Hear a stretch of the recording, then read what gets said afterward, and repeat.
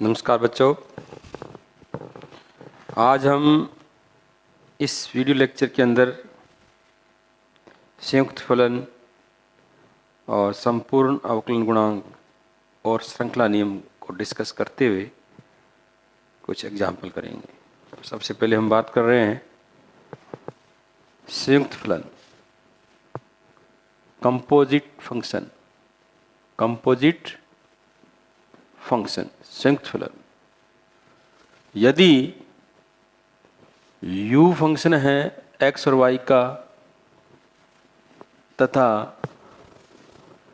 x function है t1, t2 लिख देता हूं, चलो, वह y फंक्शन है t1, t2। यदि u फंक्शन है x और y का और x और y आगे फंक्शन किसके हैं, t1, t2 के, तब u जो चर हैं, स्वतंत्र चर जो है t1, यानी मैं ज़्यादा लिखो तो ये लिख सकते हो आप, स्वतंत्र चर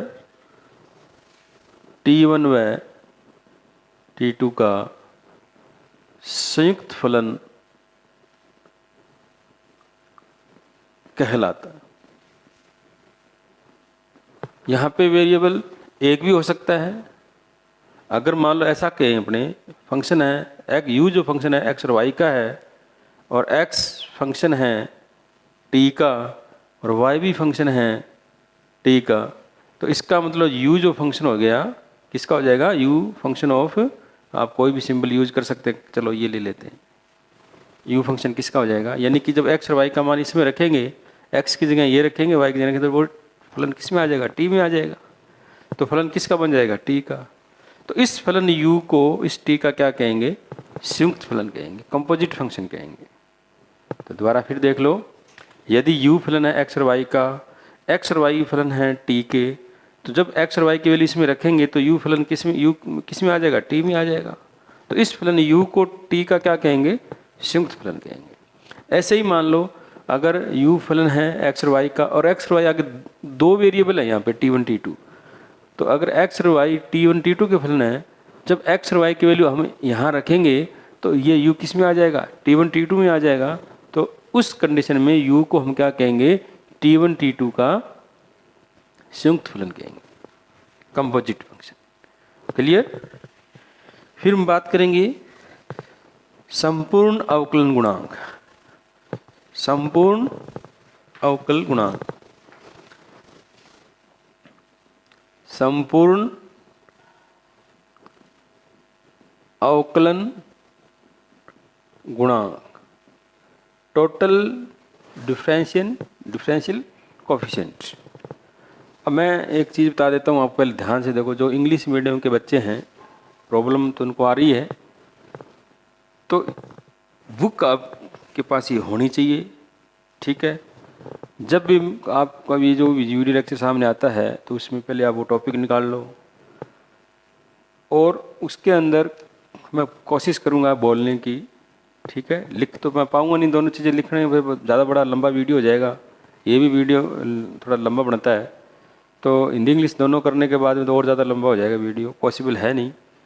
तो इसलिए बेटर ये कि आप प्रयास करो कि समझो इसको। अगर कोई प्रॉब्लम आपको आ रही है, नहीं समझ में आ रहा है, तो आप मेरे को कॉल करके मेरे से बात करो।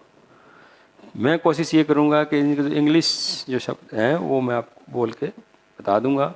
ये जैसे अब ये लिखा है संयुक्त फलन मतलब कंपोजिट फंक्शन, ठीक है। तो इसके अंदर if you function of x and y और x again x is function t1, t2 and y भी फंक्शन t1, t2 है, देन u ये क्या चीज़ है, independent variable, then u is called composite function of t1, t2। ये language आप बना सकते हो। अब संपूर्ण अवकलन गुणांक का मतलब टोटल डिफरेंशियल कोफिशिएंट।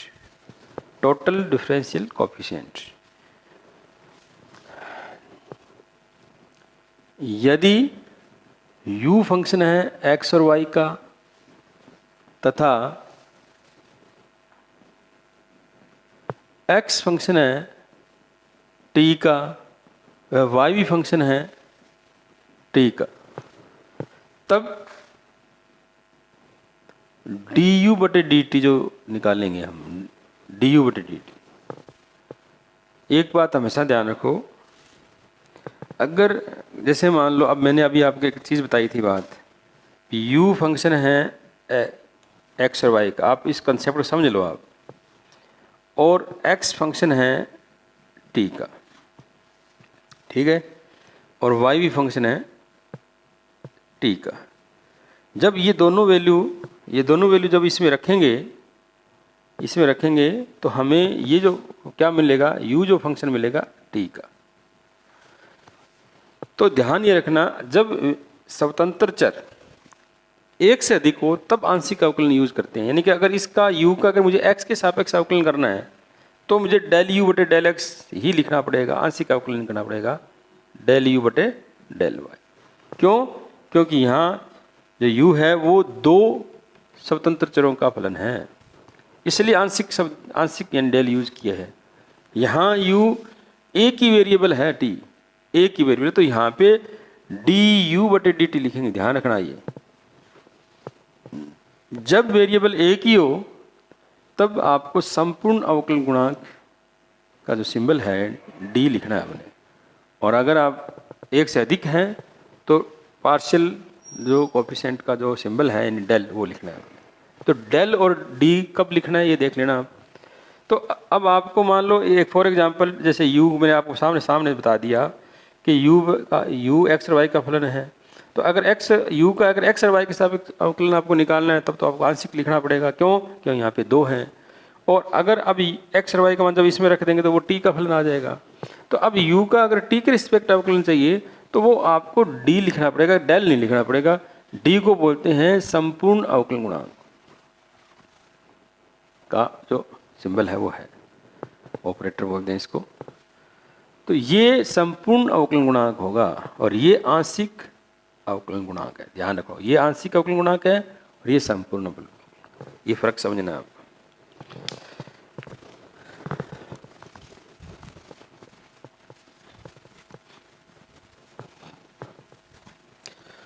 एक चीज और बता देता हूं, अभी भी बता देता हूं कि u फंक्शन है x और y का, और x फंक्शन है t1, t2 का, और y भी फंक्शन है t1, t2 का। अब बात को समझना इसको, अभी जो बात समझाई है, अब जब ये वैल्यू इसमें रखेंगे तो ये u जो फंक्शन है, मैं f लिख देता हूं, ये t1, t2 का आ जाएगा। क्लियर है? जब x और y t के ही फलन है तो यहाँ ये t सिर्फ t एक चर था t, लेकिन अब t1, t2 t2, तो यहाँ पे मुझे अगर x और y के अगर u का अवकलन चाहिए x और y के सापेक्ष, तो मुझे आंशिक अवकलन ही लेना पड़ेगा यहाँ। क्यों? क्योंकि यहाँ पे दो है। अब यहाँ आ जाओ, यहाँ पे भी u दो वेरिएबल का फलन है, दो चर का फलन है, तो यहाँ पे भी अब आंशिक अवकलन ही लेना पड़ेगा, यहाँ पे कंप्लीट नहीं आएगा। ये समझ लो बात को, जिस फलन का जिसके सापेक्ष आप अवकलज ज्ञात कर रहे हो, अवकलन गुणांक ज्ञात कर रहे हो, आप ये देखो क्या वो सिंगल है। अगर सिंगल है तो d आएगा, अगर एक से ज़्यादा है तो डेल आएगा। बस ये ध्यान रख लो। अभी मैंने आपको समझा दिया था पहले d वाला, अब ये डेल वाला है। ये ही हम काम आगे करेंगे।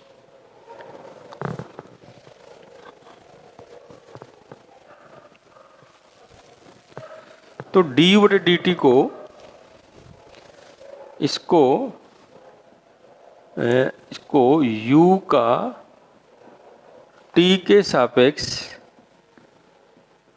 संपूर्ण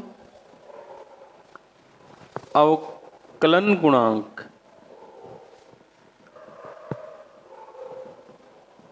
कहेंगे या कहते हैं, ये बात होगी। अब श्रृंखला नियम,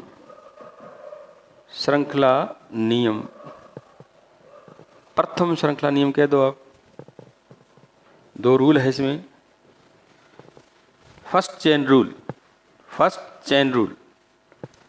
तो इसमें यदि u equal to f x comma y हो तथा x equal to function of t व y भी फंक्शन ऑफ t हो तो du बटे dt निकालना है अपने को। du बटे dt, du बटे dt कैसे निकलेगा? ध्यान से देखो, पहले u का x के रिस्पेक्ट होगा और फिर x का t के रिस्पेक्ट। अब ध्यान से देखना, मैं समझे इधर du बटे dt निकालना है तो ये d क्यों लगाया? क्योंकि ut का सिंगल में ut का ही फलन है, एक ही चर है, इसलिए यहाँ पे d लगा दिया। फिर ये आएगा कैसे कि पहले u का x के रिस्पेक्ट करेंगे, तो x के रिस्पेक्ट करें क्योंकि यहाँ पे दो चर है तो इसलिए आंशिक अवकलन आएगा डेल u बटे डेल x डॉट। अब फिर इस x का आगे t का होगा, x का t के सापेक्ष, तो x का t के साथ यहाँ पे सिंगल है इसलिए d लग गया, प्लस डेल u बटे डेल y dy बटे dt ये। और फिर द्वितीय श्रृंखला नियम कह सकते हैं इसमें ध्यान से अभी समझ में आ जाएगा आपको। यदि u function of x y तथा x फंक्शन है t1, t2 व y फंक्शन है, साई लिख देते हैं चलो, t1, t2। अब की बार समझना है आपको। अब तब मैंने अभी आपको बताया कि u तो फंक्शन एक्स वाई का, एक्स वाई टी का, जब एक्स और वाई की वैल्यू इसमें रखेंगे तो u फंक्शन होगा t का सिंगल वेरिएबल, देन du बटे dt लिखा है। लेकिन यहाँ क्या है, u फंक्शन है एक्स और वाई का, एक्स और वाई फंक्शन किसके हैं? t1, t2 के। जब दोनों वैल्यू यहाँ रखेंगे तो u फंक्शन किसका हो जाएगा? t1, t2 का। यहाँ दो वेरिएबल आ गए, इट मीन्स आंशिक अवकलन। तो ये लिखना पड़ेगा आपको डेल u बटे डेल t1 और एक आएगा डेल u बटे डेल t2, ये दो लिखने पड़े, आंशिक अवकलन आएगा।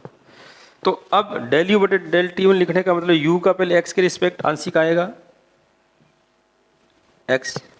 अब x का t, अब x का आगे जाओ, x का t1 के सापेक्ष, तो x क्योंकि यहाँ पे आंशिक दो है ना इसलिए डेल x आएगा। अब आप इसको और इसको देख लो, यहाँ d आया या डेल क्यों आया वो आप देख लो।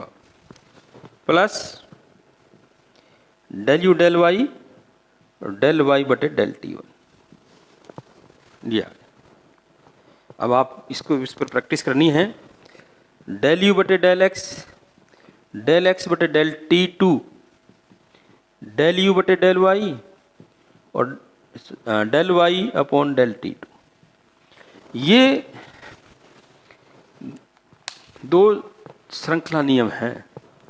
इनके आधार पर आप अब आगे जाके हम क्वेश्चन करेंगे तो अच्छी तरह से आप समझ लेना, याद कर लेना इनको, ठीक है। अब बात करते हैं नेक्स्ट। अब एक एग्जाम्पल है, यदि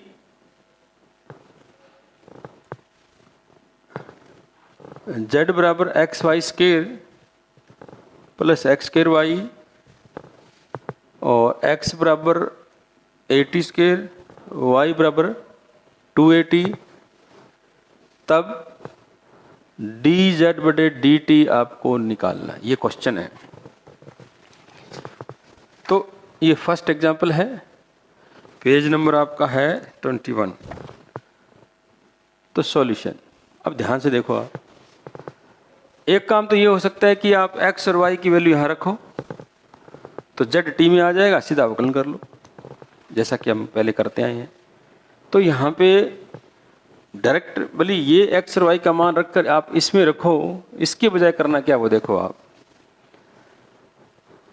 सबसे पहले तो लिखोगे प्रश्नानुसार z इक्वल टू में x y square plus x square y, ठीक है, और x इक्वल टू में 80 स्केयर और y इक्वल टू में 280। तो आपको चाहिए भी एक्चुअल में क्या है, यहाँ मैं थोड़ा गैप दे देता हूँ। तो प्रथम श्रृंखला नियम से तो आपको चाहिए डी जेड बटे डी टी, डी जेड बटे डी टी। तो पहले तो डेल जेड बटे में डेल क्या आएगा, एक्स आएगा, फिर डी एक्स बटे डी टी आएगा, प्लस फिर डेल जेड बटे में डेल वाई आएगा, और फिर डी वाई बटे डी टी आएगा।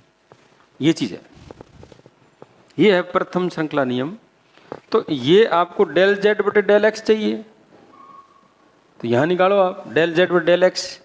तो ये वाई स्केयर, जब एक्स के रिस्पेक्ट करेंगे तो वाई कांस्टेंट रहेगा 2xy, और डेल जेड बटे डेल वाई क्या आएगा 2xy प्लस एक्स स्केयर। फिर चाहिए आपको dx बटे dt, तो dx बटे dt क्या है 2at, और यहां चाहिए dy बटे dt 2a। ये आपने ऊपर वैल्यू निकाल ली और ये आप इसमें रख दो। तो डेल जेड बटे डेल एक्स आ गया आपका वाई स्केयर प्लस 2xy, और dx बटे dt क्या है 2at plus 2xy plus x square into 2a, ये आ गया डी जेड बटे डी टी। तो इसको आप चाहो मल्टीप्लाई कर लो 2at, एक सेकंड, हाँ इसको देख लेते हैं किस फॉर्म में आंसर है। अच्छा ठीक है, यहाँ तक तो ठीक है। ये अभी आपको करना क्या है, इसको पूरे को ये टी में निकालना है आंसर। तो अभी क्या करना है आपने क्या करना है, इसमें एक्स और वाई का मान ये रखना है आपने, एक्स और वाई का मान। तो एक बार चाहो तो मल्टीप्लाई कर लो 2at वाई स्केयर 2x 2 का क्या हो जाएगा 4a xyt, तो 4a xy plus 2a x square, check कर लो आप, ये आ गया। तो 2at वाई स्क्वायर 2 दूनी 4a xy 2 दूनी 4x 4a xy, और ये आ गया। अब क्या करो आप, चाहो तो इसको 1 नंबर दे दो, ये इसको 1 नंबर दे दो आप, और इसको आप 2 नंबर दे दो, ठीक है। तो यहाँ से आपने जो वैल्यू रखी है वो आप बाई 2 कर दो, बाई 2, ठीक है। अब क्या करो 2at y का मतलब 2at का होल स्क्वायर, y का मतलब 2at का होल स्क्वायर, 4ax का मतलब 80 स्क्वायर, और ये 2at और t और है इसमें, प्लस 4a 80 स्क्वायर और 2at, ये आ गया, प्लस में 2a और ये 80 स्क्वायर का होल स्क्वायर, ये आ गया। तो हमने ये जो एक्स और वाई की जो वैल्यू है बाई फर्स्ट से रख दी।